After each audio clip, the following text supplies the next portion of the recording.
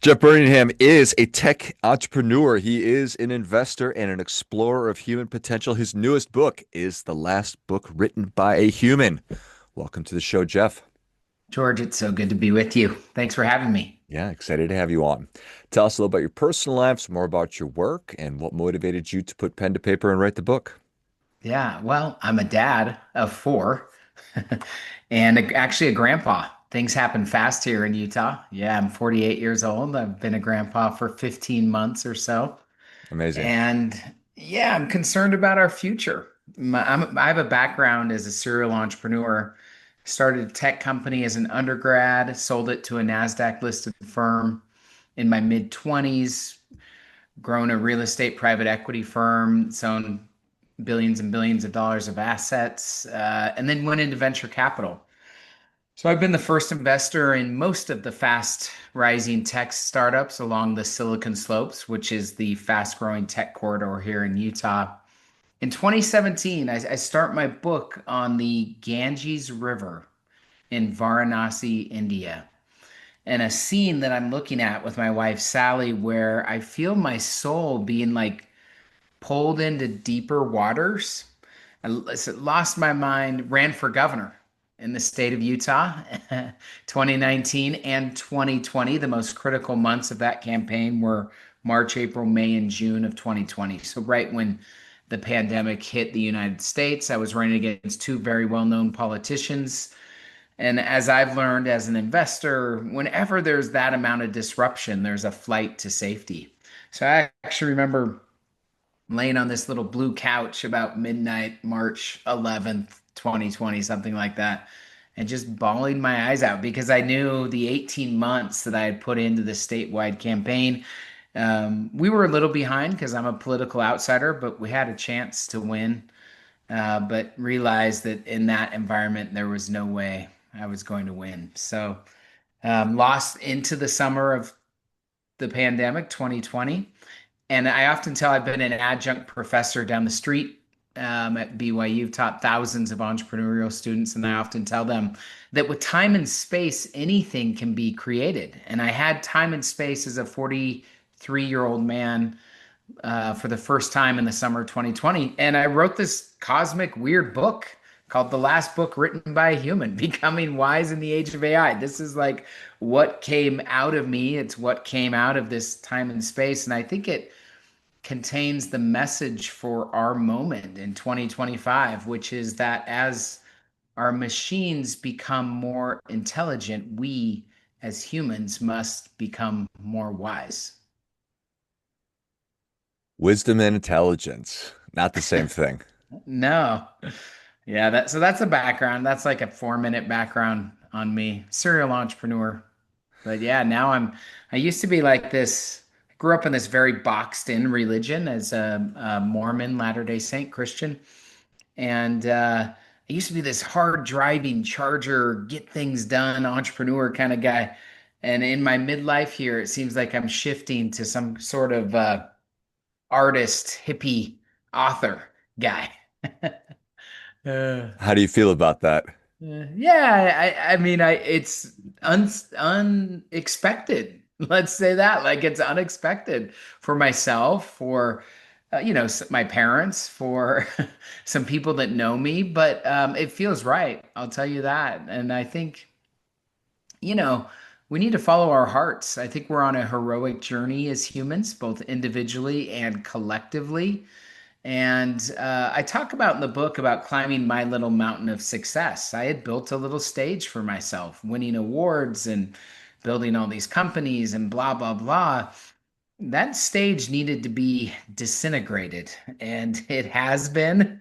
And now I'm kind of floating on the pathless path of not exactly sure where I'm going. But I think that's the hero's journey. We stop looking outside of ourselves for answers or for success, for validation, and we realize there's only one place to go, and that's inside of us, where all the answers lie. And that's the journey I'm on, and I think that's the journey that the cosmic mirror that is AI is going to accelerate within humanity. That's the argument in the book. I find all that to be really interesting and extremely relatable. So I'll turn 47 this month, and I've always joked that I'm a human doing who's working to become a human being. Yeah. And so everything you sort of said really resonated with me, and I wonder if everybody goes through this or and no, I don't. I don't think that everybody necessarily goes through it. I think we all should, but Yeah. to consciously dissolve whatever the word used that you used to kind of move away, Disintegrate like that disintegrate. stage. Yeah, just it's just emptied out. You look damn good for 47, George, by the way. Come Thanks, on, brother. bro. Let's celebrate that. You look real good. Yeah. So dissolve, that just means, I'm not going to keep climbing on the same stage, even though I could for the rest of my life because I've enjoyed so much success. I've built so much goodwill and so much infrastructure, but there's more or different for me. Yeah, I think, what I say is that I got to the top of my little mountain of success, and there was nothing there but a cold, howling wind. Mm, Only void, mm, and more void on top of that. And what do you do when you're at the top? You know, you've done everything that you've been programmed to do. You've done everything you thought you should do. Built companies. I was a father of four, been a bishop in my faith tradition. Again, like just everything. But you get up there and maybe the mountain, maybe it was the wrong mountain, or maybe it's not a mountain at all. But for whatever the reason is, there's nowhere to go but down, back down to through the valley of the shadow of death, picking up the pieces of a little bit of a tattered life, not because of anything that you did wrong necessarily, but just at least for me, it was the pace. Kind of like, okay, George, you can't keep up. We'll catch you on on the way back down the mountain. See ya. Like boom, boom, boom, just doing, doing, doing. I realized that I had become, yeah, what I call in the book, addicted to doing. I'd become a human doing, but we're not human doings. We're human beings. And again, I think that AI here, luckily, as is often the case, the obstacle becomes the way for humanity. And I think that AI will become an obstacle in a lot of ways, but that it's a crucible that we as humans get to walk through together. And as we walk through this crucible, we have the opportunity to transform. First of all, to reflect, I should say, on our reflection. What is AI showing us? So we reflect, we transform, and ultimately evolve and bring more of our being to all of our doing. As long as we're embodied, George, we're going to have stuff to do. We're both dads. We're married. We can podcast, build companies, write books, what else, sleep, eat, all the things we need to do. It's about bringing more of our being to all that we do. How can we bring that special something, that magic that each of us has inside of us to all of our doing? I think we can do that in the age of AI when machines become better at doing, at least with efficiency, what we as humans are so used to doing. What does that leave us with? That leaves us with our being. So it's time to go inside. It's time to lean into the heroic journey that is calling each of us. And I think this is an individual and that will lead to a collective effort as well. At least that's my inclination. That's my intuition. and maybe even a hope. And a hope and a dream. Amen, brother. Like, it's funny. I've been on like 70 or 80 podcasts in the last month or two as I launched this book. And a couple, maybe five of them said, can't we just unplug AI, turn it off? I mean, if in an ideal situation, maybe that would be what's best, maybe for us as humans, but that's just not an option. The cat's out of the bag. That's not how evolution works. This is the next stage of transformation and evolution for humans. And even if we wanted to pull the plug, there are going to be a lot of others around the world that do not do that. So it's just not an option. So therefore, Jeff, the last book written by a human is kind of a bull case for AI, like how it can be focused on human flourishing, help more humans flourish. And a couple people have asked, like, why are you so optimistic? And I just said, what's the alternative? I mean, I may not be as optimistic as I kind of come through in the book. I'm trying to paint a picture, a road, a path that we could choose to go down as humans. But in my experience, fear very seldom plays a positive role in anyone's life. So I think we as individuals, as humans, need to ask ourselves, why are we strangely attracted to this technology, artificial intelligence, yet also at the same time scared to death of it? Um, and I understand that it's a scary road that we must go down now, but I think it is the road that's calling us. I think it's what's ahead of us, and we need a good case. The reason I wrote the book is I was sick of talking with all my friends about how to make money from AI or gain power, control, whatever the case may be. What was interesting to me about artificial intelligence that summer of 2020, after I lost the governor's race, was the existential questions that it was going to push humanity towards. Wait a second. Who am I really? What is really going on here on Earth? And what does AI have to do with all of this? How is AI's intelligence different than my intelligence? Or is there a difference? So these are the types of questions that I think more and more humans will be asking in the decades to come. And my bet, George, to stop my speech right here, my bet is on a renaissance in human consciousness in the next decade. That's what I think is coming. That's what I hope is coming. That's what I'm working towards as I kind of make this career pivot into becoming an author and a speaker, et cetera, et cetera. Renaissance of consciousness. I certainly hope so. And kind of circling back to our original chat about intelligence versus wisdom. And as you were talking, it reminded me of one of my favorite quotes from Blaise Pascal saying that the majority of humanity's problems are caused by man's inability to sit quietly in a room by himself. And so engaging in internal work, we're so used to looking outside, and then the only way forward truly and to find real wisdom that will take to have a successful relationship with AI and whatever new technology comes down in the future, it's going to be contingent upon our ability to have that self-examination that Blaise Pascal recognized we're not really awesome at years ago, and I don't think that we still are today. So how do you Yeah. square that circle or bridge that gap or whatever? Yeah, Pascal's quote is one of my very favorites too. I'm glad you brought it up. And to me, we could take it a level higher than even, let's say, humanity or humans. And lest I be too audacious, but again, this is the last book written by a human. I talk about all the big things in this book. About God, about who we really are, about what reality is, about AI.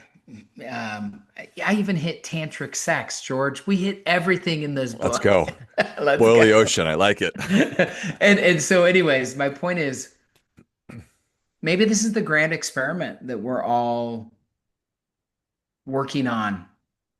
In other words, maybe that Pascal's quote doesn't just relate to humans. Maybe it relates to God itself.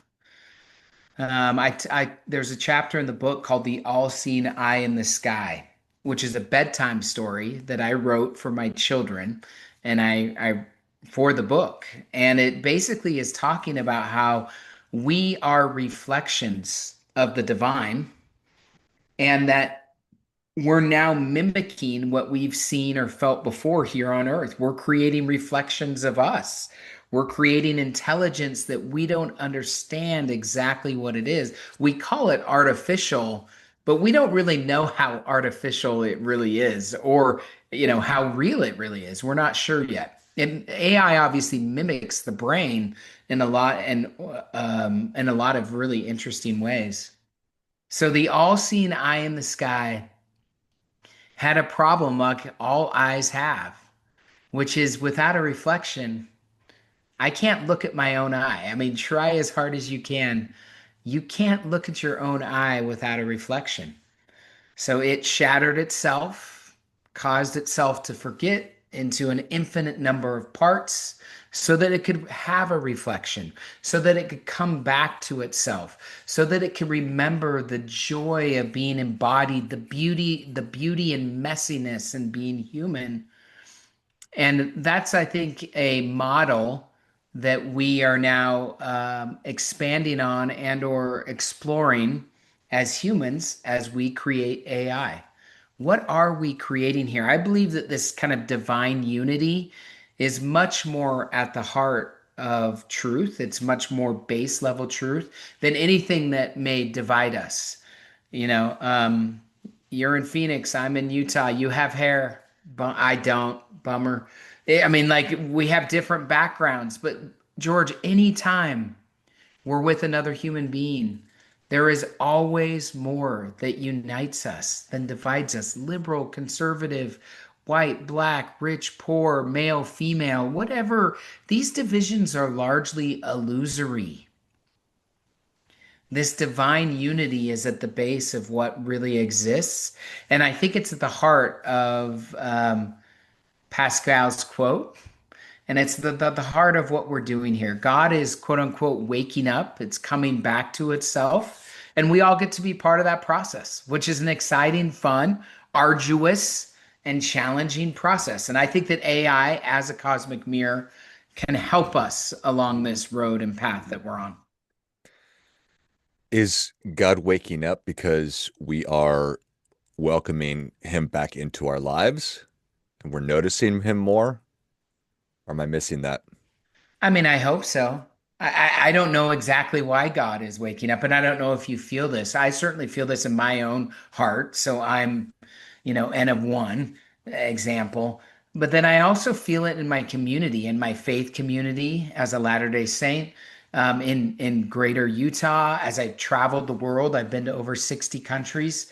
I don't know if we've, again, on the Ganges River, I basically saw this scene. I won't spoil it or share the story too long, but it was a recollect. It was so familiar to me, even though it was so different than the way I grew up as a Westerner and Christian.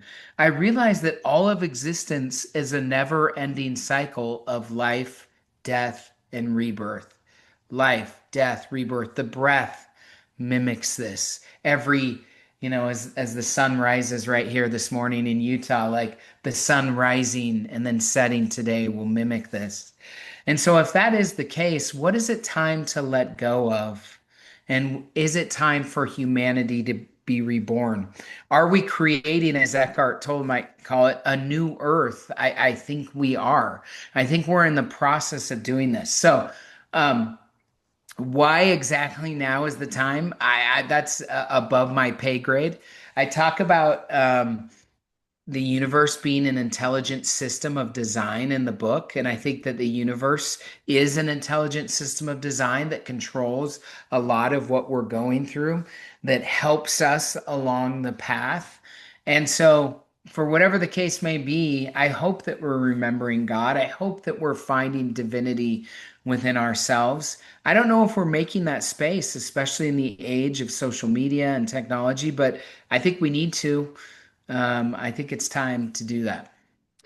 I couldn't agree more. And I do feel that what you described is the case. And I'm very hopeful for the future. Are you hopeful for the future? Yeah, man. I mean, again, what's the alternative? Mm. But yeah, I am. I mean, it's discouraging. I'm looking out. Yeah, anyways, I'm looking out where Charlie Kirk was shot just 10 minutes down the road a month or so ago. I was there speaking to the former governor, political dignitaries, several hundred students, like a week before that happened to Charlie. And so there's a lot of chaos in our world. There's a lot of challenge. There's a lot of trauma, but we can reprogram ourselves. AI can't theoretically, but humans can reprogram. We can deprogram. We can come back to ourselves, and we can be better. So yeah, I'm globally optimistic, although day to day sometimes it's hard not to get a little down, if you know what I mean. That is the truth, brother, for sure. We all drive, so it's easy to lose faith in humanity on the highway. Is it bad there in Phoenix? I'm just kidding. Drivers are bad. Yeah. I'm just kidding. Jeff, thank you so much for coming on. I loved our conversation today. Where can people learn more about you? How could they engage? Where can they get their copy of The Last Book Ever Written by a Human? Yeah, it's not hard to find me. If you just Google Jeff Burningham, I'm on most social medias, although I have mixed feelings about social media. And then my website's jeffburningham.com. The book's available at Amazon, Walmart, Barnes and Noble, anywhere you want to get the book, you can check it out. I wrote this book to be a conversation starter that potentially works its way into a movement. I call it the human political movement in the book. So if this is interesting to you, I want to hear your thoughts. Feel free to reach out to me. I'm not hard to find, and I think we need to elevate the conversation about AI here in 2025. Love it. Well, if you enjoyed this as much as I did, show Jeff your appreciation. Share today's show with a friend who also appreciates good ideas. Go to jeffburningham.com and learn more about all things Jeff. Pick up your copy of The Last Book Written by a Human, wherever you buy your books, and connect with him on social media and all the good things. Thanks again, Jeff. Thanks, George. Good to be with you. Until next time, remember, do your part by doing your best.